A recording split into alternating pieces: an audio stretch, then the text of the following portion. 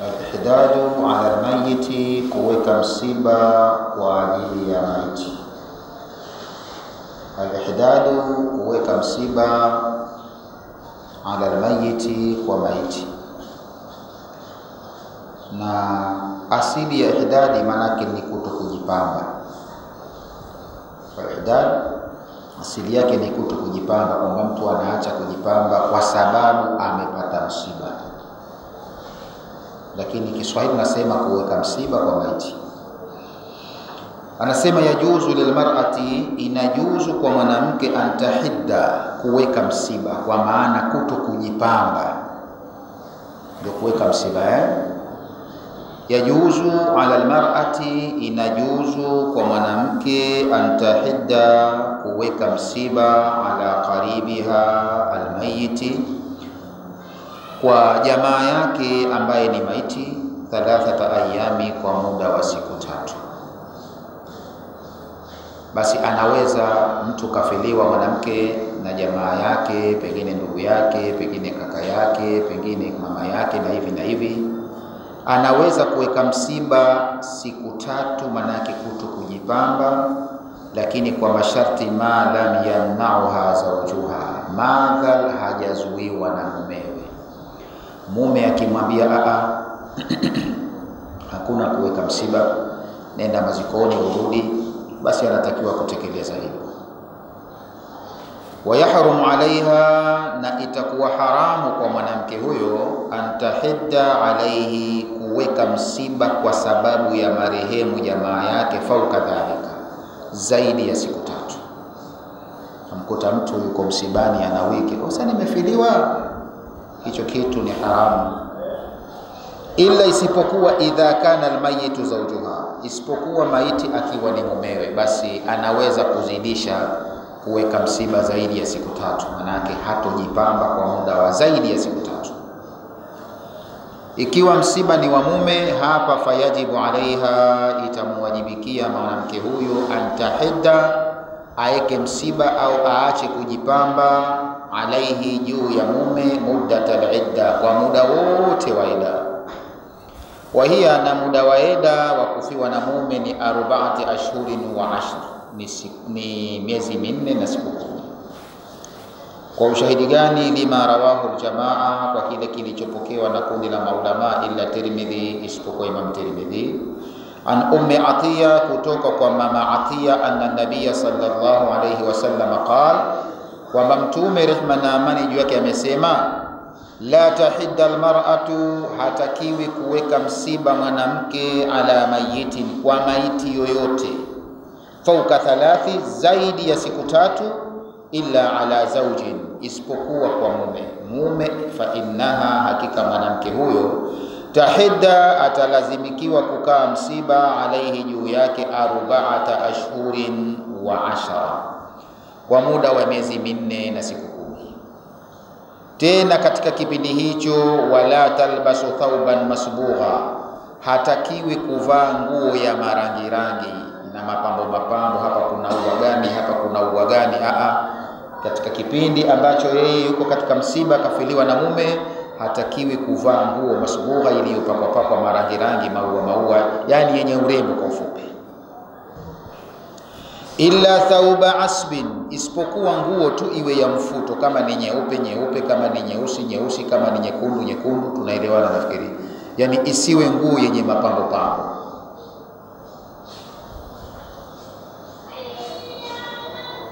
Wala taktahil, wala hatakiwi kupaka wanja, ndio kujipamba, hatakiwi. Wala tamusu tayyiban, wala asijitie manukato kwa muda wote huo. Wala takhtadhibi, wala asijipake hina, sijui piko, takhtadhib, kujipaka, kujipura, anasema asijipure. Wala tamtashiti, wala asisuke nywele kwa manukato, illa idha tahurati, isipokuwa atakapokuwa anatoharika haidhi. Atakapojitoharisha haidhi, pale tamassul madhda, anaweza akajitia manukato, min kistin, kama vile manukato ya kisti, au afari, Hizi ni manukato, ni aina za udi hizi. Kuna udi unaitwa kisti, kuna udi unaitwa afar. Kuna namba hapo chini. Namba 7 anasema al-qusti wal adfari naw'ani min al-udi, hizi ni aina mbili za udi. Alladhi, ambao yatatayabu bihi, anajipamba kwa kupitia manukato hayo.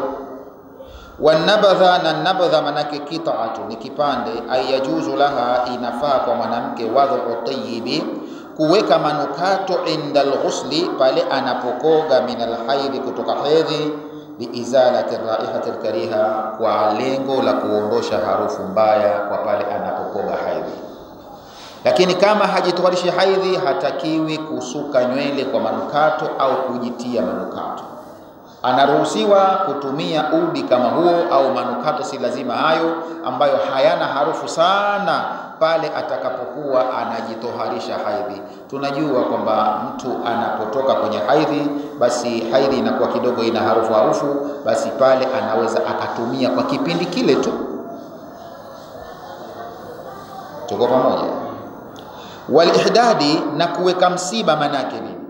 Kuweka msiba manake tarku ma tatazayyanu bihi almar'a, ni kuachana na yale ambayo yanampamba mwanamke. Min alhuli, katika mapambo. Walkuhuli, wanja. Walhariri, kuvaa nguo za hariri. Watayibi, manukato. Walkhidhabi, kujipaka hina au mapiko. Hayo ndiyo kuweka msiba maana yake. Kwa hiyo katika kipindi hicho mtu akifiwa na mume hatakiwi kuyafanya hayo.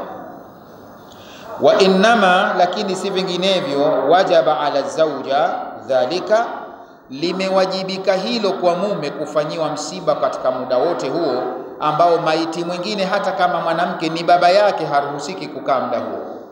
Hii ni opportunity imepewa kwa mume peke yake. Kwa sababu gani?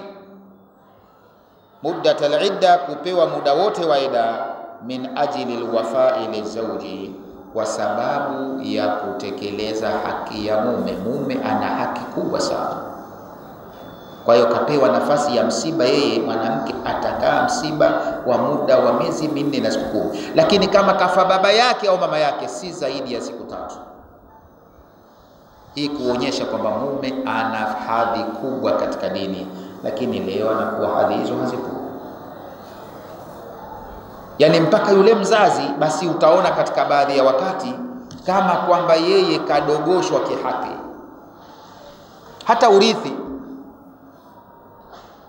Hata urithi, basi mzazi utakuta mwanawe kama mzaa mwenyewe, lakini mume atarithi fungu kubwa kuliko baba na kuliko mama. Tufahamiana? Kwa sababu ikitokea kwa mfano mwanamke amefariki, ameacha baba yake na mama yake, sawa, lakini akamwacha na mume, na pengine kuna na mtoto kaacha. Tufahamiana? Amefariki mwanamama, kaacha baba yake na mama yake, lakini kamwacha na mume wake, lakini pia pengine kulikuwa na mtoto walishazaa kwa mfano. Basi baba wa marehemu na mama wa marehemu wanachukua 1/6 tu. Mnasema wazungu 1/6. Manake mali inapigwa mafungu 6, baba anachukua fungu 1 na mama achukua fungu 1. Lakini mume je? Mume kwa kuwa kuna mtoto atachukua robo ya mali ya mkewe. Nani kapata zaidi? Kapata mume zaidi.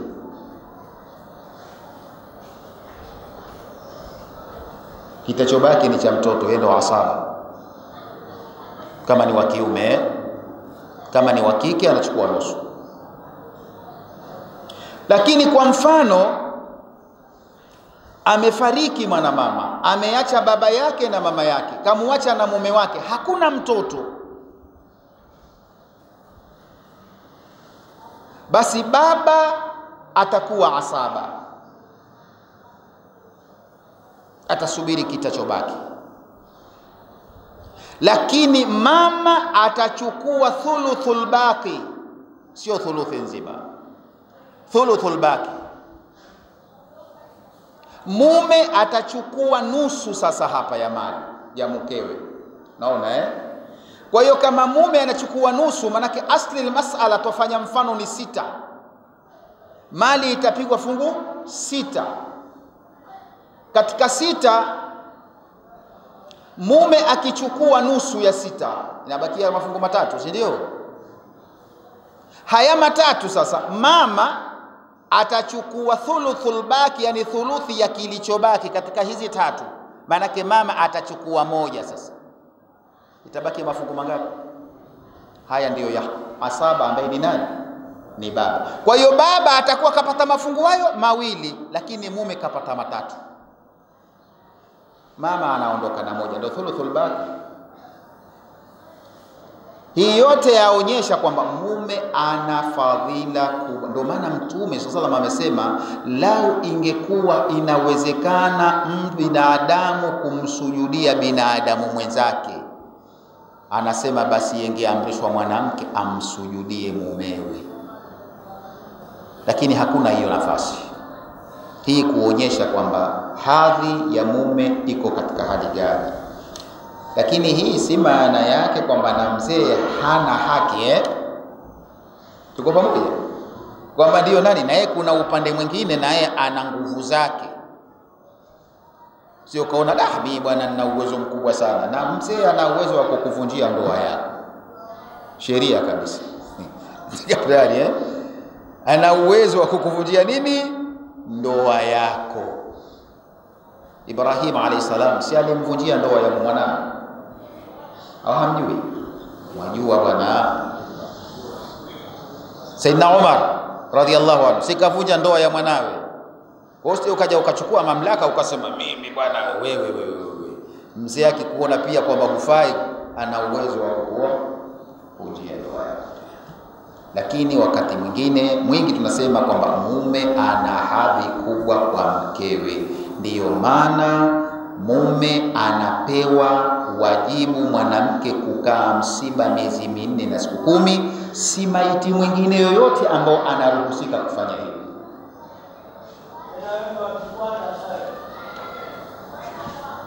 Tunakwenda.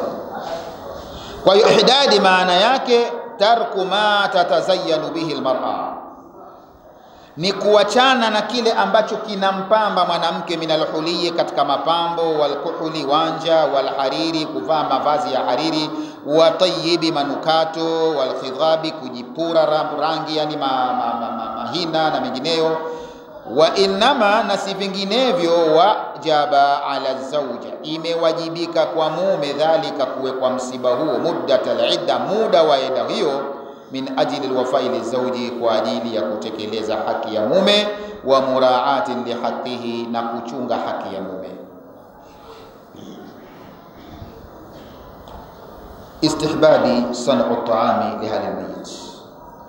Sasa inasuniwa san'u ta'ami, kutengenezewa au kupikiwa chakula, li ahli almayit, kupewa wale watu wa marehemu. Watu watengeneze chakula li ahli almayit, kwa ajili ya wafiwa. Leo tumegeuza sisi wafiwa wanatengeza chakula kwa ajili yetu sisi. San'u ta'am, inasuniwa kupika chakula au kutengeneza chakula li ahli almayit, kwa wale wafiwa, watu wa marehemu. Ushahidi wa hayo an Abdullah bin Ja'far qala, kutoka kwa Abdullah bin Ja'far amesema, qala Rasulullah sallallahu alaihi wasallam, amesema Mtume rehma na amani juu yake, isna'u li ahli Ja'far ta'aman, watengenezeeni watu wa Ja'far chakula. Alipokupa Ja'far kwa nini? Fa innahu, kwa sababu kad atahum, imewafika wao, amru, jambo, yushghiluhum, ambalo linawashughulisha sana. Ndio wana msiba, kwa wamepata jambo lenye kuwashughulisha.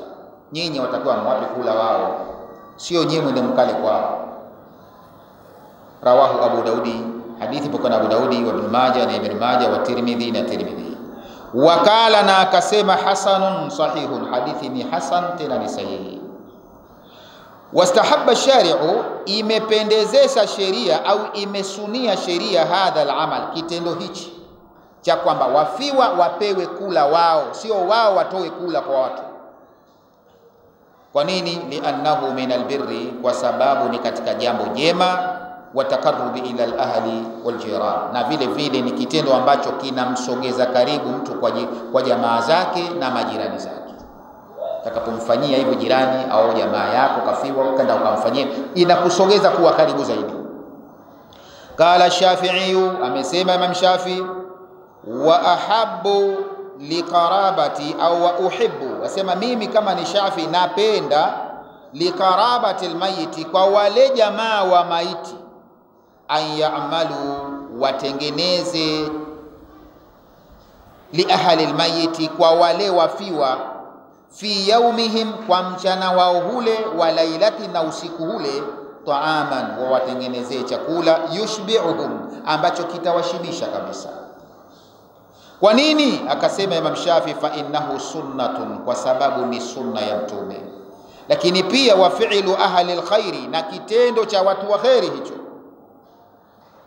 Wastahabba alulamau, na wanependezesha wanawavuoni, alilhahu alaihim, yani muwashikilie hasa wafiwa, liyakulu, wale muwatengenezee, alafu mukawang'ang'anie, jamani kuleni. Kwa nini? Lialla yadhafu, ili wasijidhoofika, bitarkihi, kwa kule kuwa chakula, istihyaun, kwa sababu ya kuona aibu, au lifarti jaz'i, au wakaacha kula kwa sababu ya mpapariko, likawa limefurutu kwao papariko, kwa sababu wamepigwa na msiba. Ndio maana nasema muwang'ang'anie, muwapelekeni, muwashikilie mpaka wale, kwa sababu wanaweza wakaacha kula kwa sababu moja katika mbili. Nawezekana wasile wakajisikia aibu kwamba ndio niletea mie kula, yani ung'ang'ane wewe pale, uhakikishe umempelekea nakala. Asije akaacha kula kwa sababu ya haya, au asije akaacha kula kwa sababu ya jaz'i, ya msiba, kwamba ndio umempa, umemshughulisha, umempeni sana, ikawe hana hamu ya kula kwa sababu ya msiba, wewe umbembeleze mpaka ale. Tuko jamani? Sisi tumegeuza. Ndio maana nimesema, na hata marehemu Sheikh alikuwa anakumbuka, aliwahi kusema maneno kama haya, kwamba katika pahala sisi tulipomdharau Mtume, tumemdharau sehemu nyingi sana, lakini kwenye mazishi tumemdharau katika sehemu tulomdharau hakuna kuliko hizo sehemu. Yani tumebadili katika mfumo karibu wote wa mazishi, tuna mifumo yetu, twazikana vyetu hizi. Leo baada ya kuwa wafiwa wapelekwe kula, wao ndio watupa kula sisi.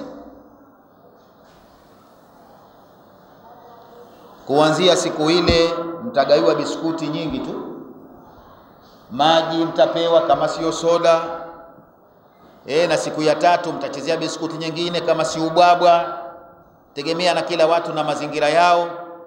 Naambiwa leo kuna tahatimu sijui, na hizo siku tatu pia za pale mnapigwa ubwabwa vile vile. Mkirudi tu msibani kuna ubwabwa ushapikwa, yani wao wafiwa ndio wapika ubwabwa. Tumegeuza kabisa. Na kule kwenye msiba wa kina mama wanavaa mashungi na nikabu, tupo tunafahamiana, soksi mikononi na miguuni, kwa kuwa nani? Kizuka. Sio mnifahamu? Kumbe hii sio sheria ya kizuka, hii ni sheria ya mwanamke, muda wote avae hivi. Watu wanajua ile ni kizuka tu, akimaliza uzuka kavua, anatembea na kanga ya shingo basi. Ile sio sheria ya uzuka, ni sheria ya mwanamke kuvaa vile. Ila kipindi kile kalivyoona hatakiwi kujipamba, lakini sisi tunaona kwamba kizuka ndio avae, ajisitiri, anapigwa buo jeupe kama bafuta hivi, kama maiti fulani hivi, hatoki ndani. Hakuna sheria kwamba asitoke ndani, aweza akatoka akaenda na peleka zake, lakini ajistiri. Na huko kujistiri si kwa sababu ya sheria ya uzuka, ni sheria ya mwanamke wa Kiislamu. Kwa hiyo kwenye misiba hatutakiwi wale wafiwa wao kupika chakula kwa ajili ya wanaokuja. Wale wanaokuja ndio wao wawatayarishie kula wale. Kwa hiyo ikiwa sisi tunapokwenda pale, mfano hatwendi na kula, basi angalau kila mmoja akienda, huyu ana 200, huyu ana 500, huyu anampa, ndio kuandaa kula, atatafuta kula mwenyewe. Lakini sana wewe usiende ngangana pale pale umpeleka 500 na wewe wasubiri pale pale, ndio umempa wewe 500 yako untoa, alafu wewe wala 2000. Maana untoa 1000 alafu nawe wasubiri pale pale cha mchana na asubuhi siku 3. Sasa umewapa kula, wewe hicho ulichokula wewe 1000 yako vipi hiyo? Lakini ndio tushakuwa kama ni sheria. Mimi usije ukamseo ukipwa, mimi nikipwa nala. Sikusudi hata kusoma. Kipwa nakula. Lakini sivyo ilivyo. Mtume anawaambia watu wa Jaafar, anasema wapeni watu wa Jaafar chakula baada ya kufiliwa na baba yao Jaafar. Kwa sababu hao wamefikwa na jambo kipindi kile mtu haendi kazini, ndio kafiliwa. Hata alikuwa msiuko kazini, bwana fulani mzee amekufa huko, ndio basi tena kaacha kazi huyo.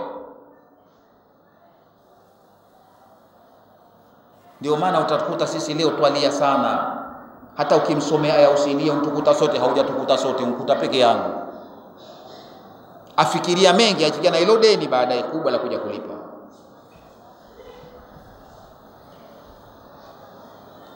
Kwa nasema maulama wamependekeza kwamba hawa bwana washikiliwe mpaka wahakikishe wamekula, wasije wakaacha kula kwa sababu ya haya au li farat al-jazaa.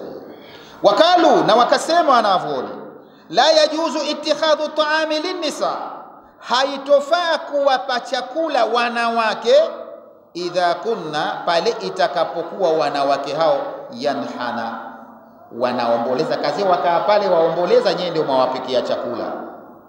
Kwa nini? Liannahu, kwa sababu ukiwapa kula, i'anatu lahunna, inakuwa unawasaidia wao ala maasiya. Kwa watu wamkusanyika tu siku 3, kazi yao waomboleza tu, walia tu, wakifanyaje? Wewe hawa hawafai kula bwana, waache wakaina njaa, wataondoka. Lakini kitendo cha kuwapikia mkiwapa, ina maana mwawasaidia kufanya maovu yao wazidi kuyafanya. Haitofaa kuwapa chakula wale.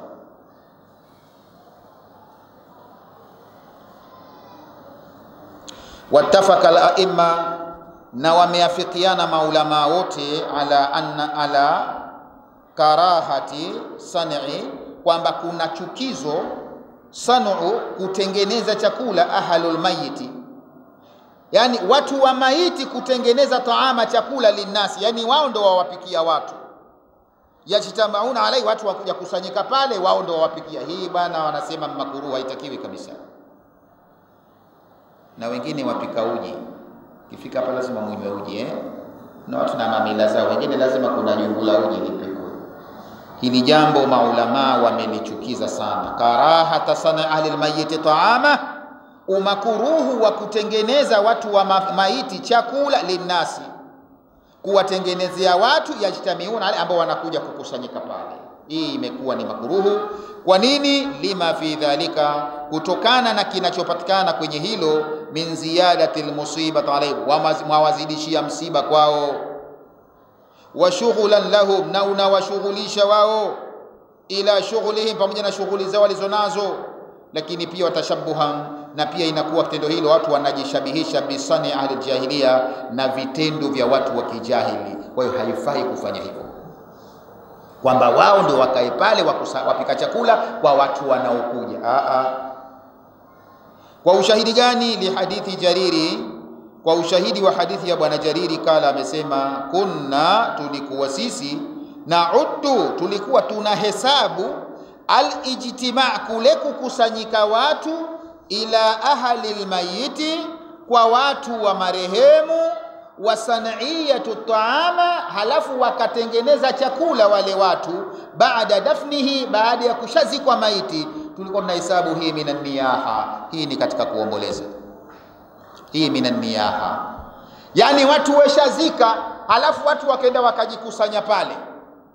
Tuko pamoja Halafu watu wa marehemu wapika chakula kwa ajili, asema hii si ndio tunahesabu huku ni kuomboleza. Kama ni kuomboleza tumpita punde hivi, anasema haifai watu kuwapa chakula ambao wamekaa kazi ya kuomboleza, wakatafute kazi wakafanya.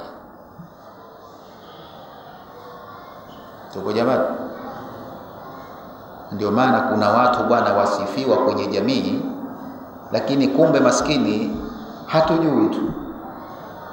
Kuna watu bana hawakosi msiba, tena hata kama haujamhusu vizuri, siku 3 zote, kama kuna 4 basi atakaa yeye.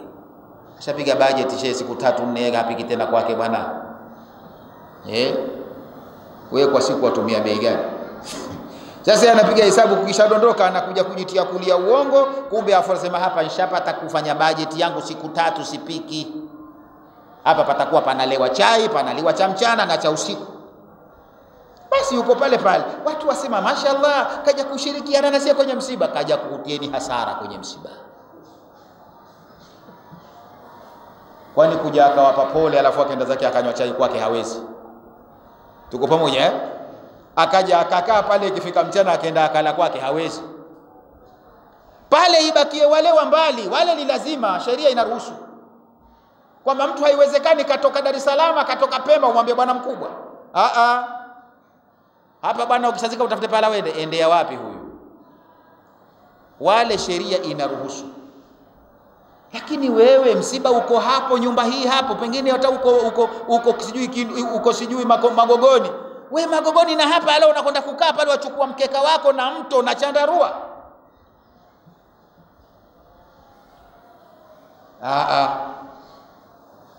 Asema mnawazidishia msiba watu. Na ndiyo maana wengine shekhe walia hawanyamaziki. Kila ukimpiga aya, shekhe nyamaza, yametukuta sote, hajatukuta sote ndio hatima ya Mungu. Hii nyingine si hatima ya Mungu, nyingine hatima yenu nyie. Panza pale watu wanakaa jamvi sasa. Jamani sasa jamvi. Wanaita wengine jamvi, wanavyoita wenyewe. Wengine sijui wanasema sijui nini sijui. Baraza sijui na wakilishi tunakuwa. Panaanza kupigwa hesabu. Mchele siku 3 tutakuweko hapo. Kwanza leo tumetumia mchele tumepikisha kule wapi kule? Laki 8 weka hapo. Alafu na kesho na kesho kutwa haya tutumia maharage. Haya mchele kipolo kimoja cha kilo 50. Weka. Pakipigwa budget pale kuna milioni 2. Hizi ndio watu wengine wanalia hawanyamazi. Alafu mnaanza matumbo mangapi hapo? Tumbo liko moja tu. Haya tumbo la nani sijui, tumbo la nani, we tumbo gani 500 na we tumbo gani 500 na we hivi na hivi. Shida hiyo. Twajipa hasara ambazo wala si za msingi kabisa. Hazina sababu kabisa. Pale wengebakia wale waliokuja kutoka mbali, wala hazifiki hizo milioni kadhaa. Hazifiki kabisa. Alafu wele wako sasa usende ukazitoa hizo. Naomba tumbo fulani ninajitenga. Hawa bana mambo yao na wao na sisi tuwaachie wenyewe. Watu wafika kususana. Wayataallamuna ma yadhurruhum wala yanfa'u. Kwa inasema wao walikuwa wanahesabu watu kujikusanya baada ya kushakuzika, wakakaa pahala watu wakipikiwa. Asema tukihesabu sisi kwamba hii ni katika kuomboleza. Wa dhahaba baadhi ulamai, na wamekwenda kusema baadhi ya malama wengine ila tahrimi kabisa. Hao wamesema makruhu, si ndio? Maulama wengine nasema si makruhu, ni haramu kabisa kufanya hivyo.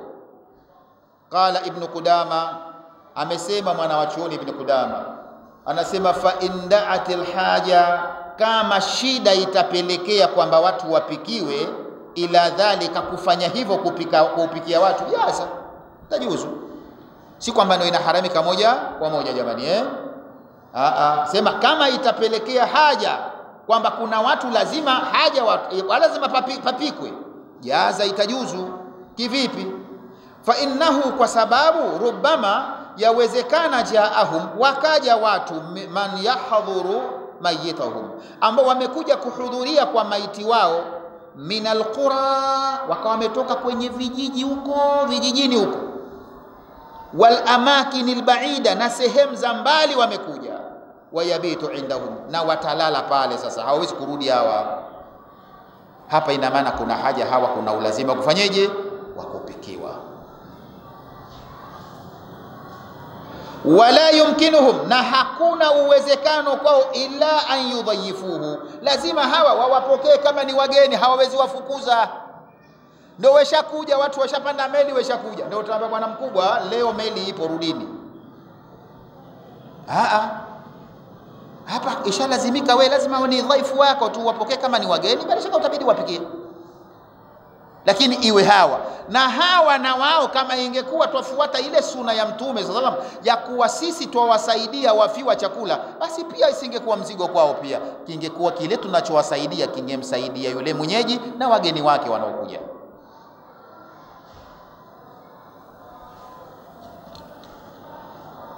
Kwa hiyo tusio na msimamo ikazidi sana mpaka ukafukuza watu wote, kaonekana wa ajabu kweli kweli, na pia itakuwa hiyo dini pia umeipita upande nayo. Ni ukimaliza kuzika pale, mnauliza, unaanza kama takwaji, haya vipi wewe leo wala la? Ndo kama sivyo. Kama umsimamo unao, wale wa karibu unaweza wakabana mkubwa, na time ya kula bwana, nyewe msije bwana, twakaasi na wageni wetu, lakini utaonekana wa ajabu. Manake leo yale mambo muhimu shekhe, sisi hatuyaoni muhimu. Ndio kama tutaona muhimu sana sisi watu wa marehemu kununua nini, katuni za biskuti pengine 10, tuko pamoja pesa kadhaa wakawapa waliokuja. Jamani, tutafahamu dini lini? Kama ndiyo kweli nyinyi kuna hii thamani mnataka muitoe, kwa nini hii badala ya kuinunulia biskuti mungekwenda kununulia kitu kilichokuwa cha sadakatun jariya kwa ajili ya maiti? Ingekuwa bora kuliko kuwapa watu biskuti wakamumunya. Ikiwa kwamba nyinyi mtatumia sijui katuni 10 pamoja sijui na chupa za maji kadhaa, pengine mkipiga hesabu ni 300, fanya mfano na zazidi hapo, kwa mfano hizi 300 mngezichukua mkazipeleka msikitini, au mkazipeleka madrasa, au mkazipeleka pahala panachimbuliwa kisima, zikenda zikaingia pale kwa ajili ya huyo, basi ingekuwa ni aula kuliko kuwagawia biskuti watu wakala.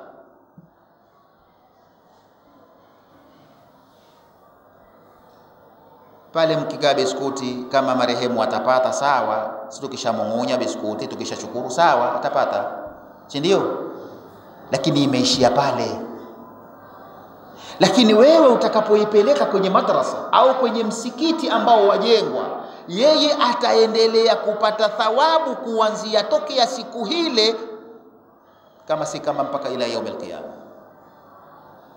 Haya hatuyaoni muhimu sisi, tunaona muhimu kula tu, papigwe hapo biriani watu wale, mwambie leo 40 bwana, watoto wajua kwamba kuna 40. Basi si 40 tu, mpaka 50 zipo. Na huwezi ukawaelewesha watu wakakuelewa katika hilo.